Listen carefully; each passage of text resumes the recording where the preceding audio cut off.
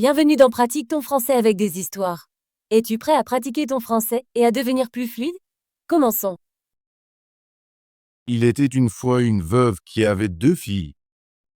L'une d'elles était belle et travailleuse, tandis que l'autre était laide et paresseuse. La mère aimait davantage la fille laide et paresseuse parce qu'elle était sa propre enfant. Ainsi, elle faisait faire toutes les tâches ménagères à sa belle-fille, qui était la plus belle. Cette fille devint comme Cendrillon dans la famille. Sa belle-mère l'envoyait chaque jour s'asseoir près du puits sur le chemin, où elle devait filer de la laine jusqu'à ce que ses doigts saignent. Un jour, du sang tomba sur le fuseau, et quand la fille se pencha au-dessus du puits pour le laver, le fuseau glissa de sa main et tomba dans le puits. Elle rentra chez elle en pleurant pour raconter sa malchance à sa belle-mère, mais celle-ci était très sévère et la gronda. Elle dit d'un ton désagréable: « Puisque tu as laissé tomber le fuseau dans le puits, tu dois aller le chercher. » La fille retourna au puits, ne sachant que faire. Dans sa tristesse, elle sauta dans l'eau après le fuseau. Après cela, elle ne se souvint de rien jusqu'à ce qu'elle se réveille dans une belle prairie baignée de soleil, entourée de fleurs. En traversant la prairie, elle tomba sur un four à pain plein de pain. Les miches s'exclamèrent: « Sors-nous, sinon nous allons brûler. » « Nous sommes déjà cuits. » Elle prit alors la pelle à pain et les sortit tous. Elle marcha un peu plus loin et trouva un pommier chargé de pommes. L'arbre l'appela: « Secoue-moi, s'il te plaît. Mes pommes sont toutes mûres. » Elle secoua l'arbre, et les pommes tombèrent comme la pluie. Elle continua de secouer jusqu'à ce qu'il ne reste plus de pommes sur l'arbre. Puis elle les rassembla en un tas et poursuivit son chemin. Ensuite, elle aperçut une petite maison avec une vieille femme qui regardait par la fenêtre. La femme avait des dents si grandes que la fille eut peur et tenta de s'enfuir. Mais la vieille femme l'appela: « Qu'as-tu à craindre, ma chère enfant? Reste avec moi.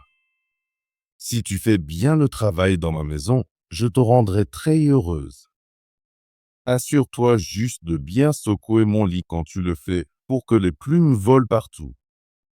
Les gens d'en bas diront qu'il neige à cause de moi, mère Hall. » La vieille femme parla gentiment, et la fille trouva le courage d'accepter de travailler pour elle.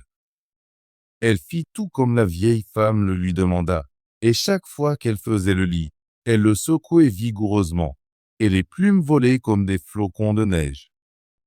La vieille femme tint sa promesse, elle ne se fâcha jamais, et lui offrit de délicieux repas chaque jour. La fille resta avec mère Hall un certain temps, mais finit par se sentir malheureuse. D'abord, elle ne savait pas pourquoi, mais bientôt elle réalisa qu'elle manquait de chez elle. Elle se sentait nostalgique, même si elle était bien mieux avec mère Hall qu'avec sa propre mère et sa sœur.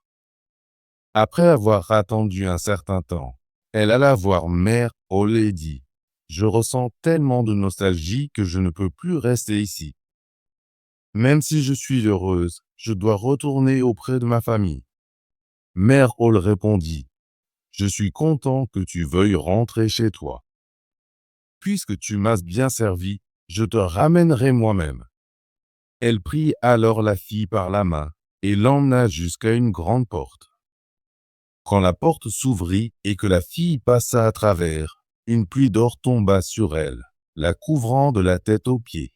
« C'est une récompense pour ton travail acharné, » dit mère Hall, et elle lui remit le fuseau qu'elle avait laissé tomber dans le puits. La porte se ferma, et la fille se retrouva dans le monde réel, près de la maison de sa mère. En entrant dans la cour, le coq perché sur le puits chanta: « Cocorico, ta fille en or est revenue vers toi. » Elle entra chez sa mère et sa sœur, qui l'accueillirent chaleureusement car elle était couverte d'or. Elle leur raconta tout ce qui lui était arrivé. Lorsque la mère entendit comment sa fille était devenue riche, Elle voulut que sa fille laide et paresseuse tente sa chance aussi. Elle fit donc asseoir la sœur près du puits pour filer. La fille se piqua le doigt et fit tomber un peu de sang sur le fuseau, puis elle le lança dans le puits et sauta après. Comme sa sœur, elle se réveilla dans la belle prairie et marcha jusqu'à atteindre le four. « Sors-nous, sinon nous allons brûler. »« Nous sommes déjà cuits, » crièrent les miches, tout comme avant. Mais la fille paresseuse répondit, « Tu crois que je vais me salir les mains pour vous ?» et s'en alla. Puis elle arriva sous le pommier. « Secoue-moi, s'il te plaît. »« Mes pommes sont mûres, » cria l'arbre. Mais elle rétorqua, « C'est une demande ridicule. Et si une des pommes me tombait sur la tête ?» et continua son chemin. Enfin, elle atteignit la maison de Mère Hall. Elle avait entendu parler des grandes dents par sa sœur, donc elle n'eut pas peur et accepta rapidement de travailler pour la vieille femme. Lors de son premier jour, elle travailla dur et tenta de plaire à Mère Hall, car elle pensait alors qu'elle obtiendrait. Le lendemain, cependant, elle commença à se relâcher. Au troisième jour, elle était encore plus paresseuse, dormant et ne voulant pas se lever. Elle oublia aussi de bien secouer le lit, donc les plumes ne volèrent pas. Mère Hall en eut bientôt assez d'elle et lui dit qu'elle pouvait partir.